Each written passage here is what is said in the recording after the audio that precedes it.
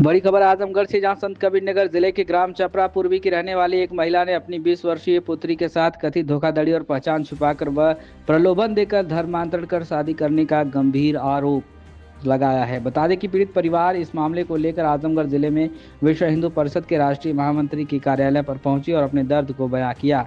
शिकायत के अनुसार गोरखपुर जनपद के थाना हरपुर बुधहट क्षेत्र के कटसहरा गांव निवासी आफ्ताब पुत्र होशीदार ने अपनी वास्तविक पहचान छुपाते हुए खुद को हिंदू बताकर कुंभ मेले प्रयागराज में युवती के साथ नजदीकियां बढ़ाई और बाद में उसे भगा ले गया।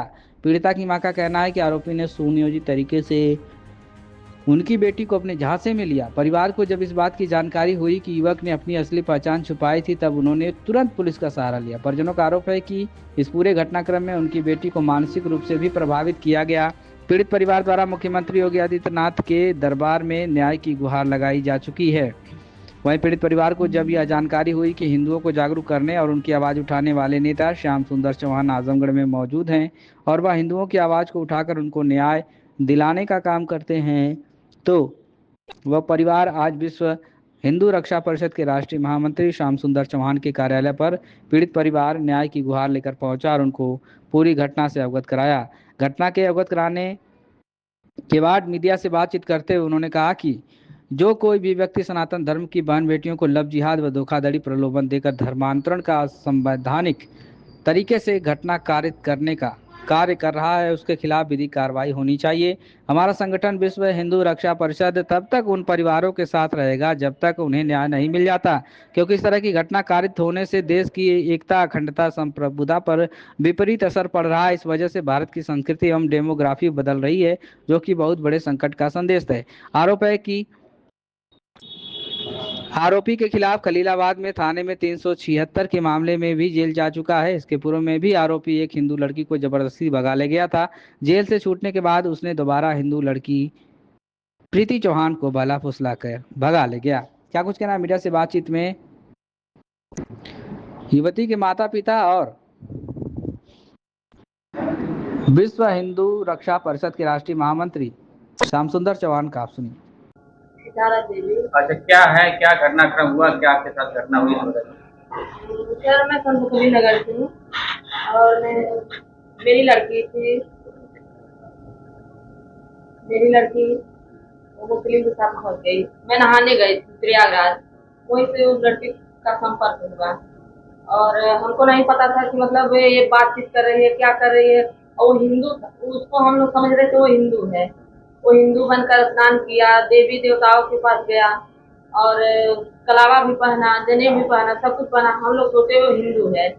उसके बाद वो लड़की से बातचीत किया, सब कुछ किया, लेकिन हमको नहीं पता। जब 11 तारीख को लड़की गई तो हमने मतलब हमको थाने में मुकदमा दर्ज कराया। उसके बाद दरोगा जो थे वो कहे कि हम तुम्हारी लड़की को 100% तुम्हारे घर लाएंगे। हमने कहा कि वो लड़की बालिग है। दरोगा बोले कि नहीं, हम बयान नहीं करवाएंगे लड़की का, 2-3 दिन के बाद हम बयान करवाएंगे। उसके बाद लड़की को लाए फिर थाने में, तुरंत लाए, तुरंत बयान करवा दिए। तो लड़की बोली कि हम नहीं रहेंगे, इसके अपनी मम्मी के पास नहीं रहेंगे, हम उसके पास रहेंगे। दरोगा बोले कि जब लड़की तुम्हारी ये बोल रही है तो उसके हवाले कर दो। और लड़का कुछ गिरफ्तार नहीं किए। वो बोले कि जब लड़की तुम्हारी बयान दे रही है तो लड़के को क्यों गिरफ्तार करें, और तुम्हारी लड़की बालिग है, और उसको भेज दिए। उसके बाद हम फिर गए वहाँ जनता दरबार में गोरखपुर। वहाँ पे गए, वहाँ पे कोई सुनवाई नहीं हुई। योगी जी के यहाँ गई। उसके बाद वहाँ सुनवाई नहीं हुई। फिर हम लखनऊ गए, वहाँ भी जनता दरबार में योगी के पास है, वहाँ से भी कोई कार्रवाई नहीं हुई। उसके बाद फिर मैं डीआईजी के पास गई, वहाँ से भी कोई कार्रवाई नहीं हुई। सब कुछ फिर जनघटा थाने में आई। वहाँ सीओ बोले जब तुम्हारी लड़की बालिग है, हम तुम्हारी लड़की को कुछ नहीं करेंगे, वो दुनिया की कोई ताकत भी नहीं ला सकती तुम्हारी बेटी को। हम वहाँ से भी चले आए, कोई भी सुनवाई नहीं हुई। उसके बाद हम यहाँ पर आए हैं। क्या चाहती हैं? मैं यही चाहती हूँ कि मेरी लड़की यहाँ हमारे पास आ जाए और उस अपराधी को सजा मिले, जेल जाए और उसको सजा मिले। हाँ, उसने धमकी दिया। जब मैं जगह गई तो उसको सूचना मिली होगी, तो उसने कहा कि फोन किया, 2-3 नंबर से फोन किया हमको बारी बारी से। उसने कहा कि अगर तुम तुम जा रही हो इधर उधर, हमको सूचना मिली है, अगर तुम कहीं भी गई हमारे खिलाफ कोई भी कार्रवाई की तो हम तुम्हारे और तुम्हारे परिवार को नहीं छोड़ेंगे, तुम्हारे लड़कों को भी नहीं छोड़ेंगे।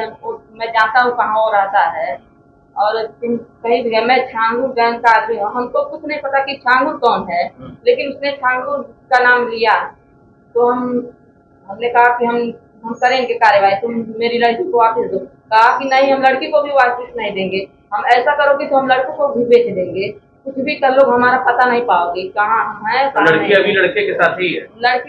लड़की अभी उसी के कब्जे में है, अभी नहीं कुछ, कोई हमको नहीं पता है कि लड़की कहाँ है वो कहाँ है, लेकर हमको कुछ नहीं पता है।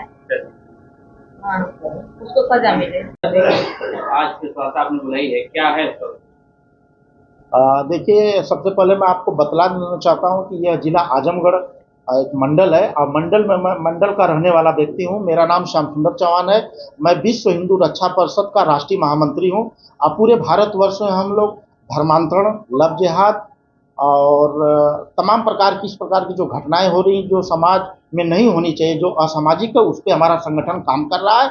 आज जो प्रेस वार्ता मुख्य रूप से मेरे आवास पर बुलाई गई है, हमारे संत कबीर नगर के रहने वाली पीड़िता हैं, जो इनकी बच्ची है प्रीति चौहान, पिछले 11 मार्च को गायब हो गई। जब इन लोगों को बाद में पता चला कि वो गायब नहीं हुई है, किसी के द्वारा भगा ले गया गया। जब इन लोगों ने जाके संबंधित अपने थाने में, संत कबीर नगर का जो थाना है इनका, वो धनघटा थाना, उस थाने में इन्होंने एक एप्लीकेशन दिया और उसमें एफआईआर दर्ज की गई। एफआईआर दर्ज होने के बाद वहाँ की पुलिस जो है कार्रवाई करते हुए लड़की को बरामद की, और जब लड़की बरामद होके आई तो वहाँ पर लड़की ने कहा कि मैं इससे शादी कर लिया हूँ, मैं इसी के साथ रहूंगी।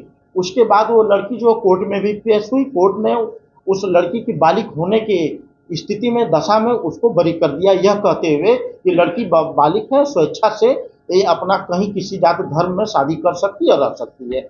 उसके बाद ये लोग जो है, जब उस जो लड़का भगा के ले गया था, बाद में जब उसका पता चला तो पता चला कि वो हिंदू नहीं है, वो मुस्लिम है। मुस्लिम जो बन के जो है हिंदू समाज के बहन बेटियों के साथ जो है लव जिहाद के रूप में, धर्मांतरण के रूप में वो जो है फंसाता है, और आप उनको शादी का झांसा देके शादी करता है, और फिर उनको अन्यंत्र कहीं ले आके या देह व्यापार में डाल देता है, या तो उनको बेच देता है। इस प्रकार का वो घटना जो है कारित कर रहा है। तो मेरा जो प्रेस मीडिया बंधुओं से निवेदन है कि जो हमारे देश में इस प्रकार की घटना को कारित कर रहे हैं, जो इस प्रकार की घटना को अंजाम दे रहे हैं, हिंदू बहन बेटियों को सिर्फ टारगेट कर रहे हैं, और अपने खुद स्वयं जो एक मुस्लिम धर्म से लोग हैं या अन्य किसी धर्म से हैं, वो जो है अपना नाम जो है हिंदू व्यक्ति का नाम रख के हमारे हिंदू सनातन धर्म के बहन बेटियों को सिर्फ टारगेट कर रहे हैं, और उनको देह व्यापार में, धर्मांतरण में काम में डाल के पैसा दोहन का काम कर रहे हैं। जो बाहर की कुछ शक्तियां हमारे देश के अंदर लगी हुई हैं, और वो उनके माध्यम से अपना नेटवर्क फैलाए हुए हैं।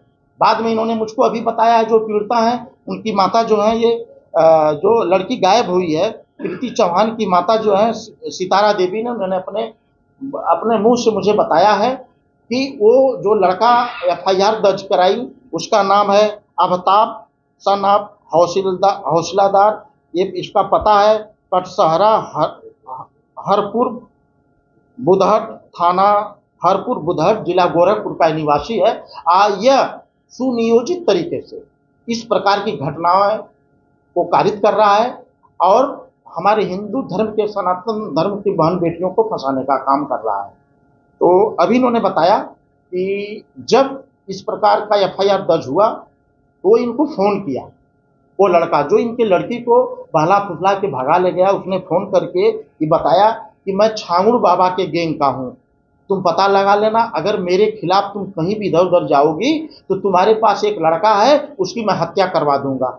उससे यह डर के, सहम के आज जो है शासन प्रशासन के पास भी गई, ये जो है मुख्यमंत्री दरबार में भी गई, वहाँ पर भी अपने शिकायती प्रार्थना पत्र को दिया, गोरखपुर में भी गई, फिर अपने संबंधित जिला के सक्षम अधिकारी जो पुलिस के, उनके पास भी गई, लेकिन अभी तक इनको कोई न्याय नहीं मिल पाया है। उसके बाद ये मेरे पास आई हैं, मैं जो हमारे संगठन का, इनको पता चला होगा कि विश्व हिंदू परिषद में मैं काम करता हूँ, तो वो संगठन के कुछ लोग थे जिनसे उन्होंने मिला, उन्होंने मेरा पता दिया तो मेरे पास आज आवास पे आई हैं। उसी संदर्भ में आप लोग के सामने मैं प्रेस वार्ता कर रहा हूं और प्रेस वार्ता के माध्यम से मैं पूरे केंद्र सरकार तक, प्रदेश सरकार तक ये बतलाना चाहता हूं कि इस प्रकार के समाज में जो भी व्यक्ति जो इस प्रकार का कारित कर रहे हैं, जो कि संज्ञेय अपराध कारित कर रहे हैं और हिंदू के बहन बेटियों को फंसा के, अपने जाल में फंसा के, चाहे वो लव जिहाद के रूप में, चाहे धर्मांतरण के रूप में, चाहे वो लैंड जिहाद के रूप में जो काम कर रहे हैं, ऐसे लोगों के ऊपर सख्त से सख्त कार्रवाई करके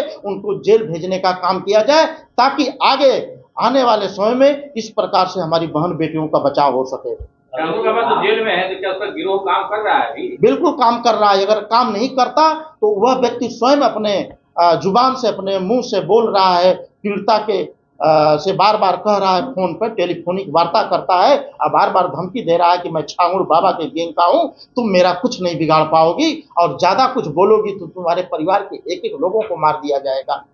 इस बात की जानकारी सभी को मुस्लिम समाज का बच्चा है। बाद में जब इन लोगों ने, जब वो भगा ले गया तो उन लोगों को नहीं पता था, लेकिन जब ये अगल बगल लोगों से छानबीन किए तो पता चला कि ये गोरखपुर का रहने वाला व्यक्ति है। ये लोग उसके घर गए, घर जाने के बाद पता चला कि वो मुस्लिम व्यक्ति है। FIR जब इन्होंने 18 मार्च 2026 को कराया, तब इन लोगों ने उसके नामजद FIR कराया है, तब इनको पता चला। लड़की कैसे संपर्क में आई लड़के के? देखिए 2025 के माघ मेले में जिस दिन मकर संक्रांति का दिन था, उस दिन वो किसी के माध्यम से इनके गांव में एक 4 व्हीलर पिकअप लेके आया हुआ था और उस गाड़ी के माध्यम से ये लोग प्रयागराज स्नान करने के लिए गए थे और उसी जगह जो है इनके लड़की से साथ में थी तो मुलाकात हुई और वहीं से वो संपर्क नंबर कोई लिया था और तभी से लेके आज तक इनसे कांटेक्ट में रहा। लेकिन इन लड़की की जो माँ है, जो हमारे बगल में बैठी हुई है, इनको न उस समय पता चल पाया, न इस समय तक पता था भागने से पहले तक कि हमारी लड़की भी किसी से बातचीत करती है।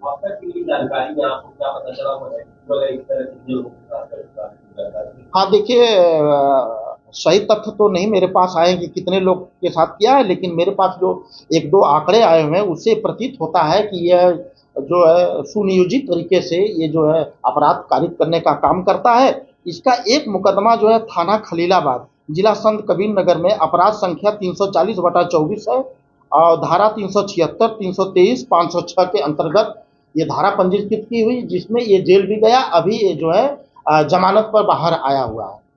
और दूसरा जो FIR है जिला गोरखपुर में थाना हरपुर बुधट, अपराध संख्या 42/2023, धारा 323, 427, 504, 506 के अंतर्गत FIR दर्ज किया गया है। अपराधियों को सरकार अगर छोड़ दे रही है, जमानत पर छोड़ दे और शिकायत करने पर अगर मुख्यमंत्री दरबार तक पहुंचे और न्याय नहीं मिल रहा है, सवालिया निशान तो है आपकी सरकार पर। देखिए, ये मुख्यमंत्री दरबार में गई और अपने बातों को किस प्रकार से रखा ये तो उसको ये बताएंगी। अभी तक उसमें इनके कथनानुसार की जांच अभी जारी है और जांच जब तक पूरी न हो जाए तब तक हम उस पर कुछ टीका टिप्पणी नहीं कर सकते।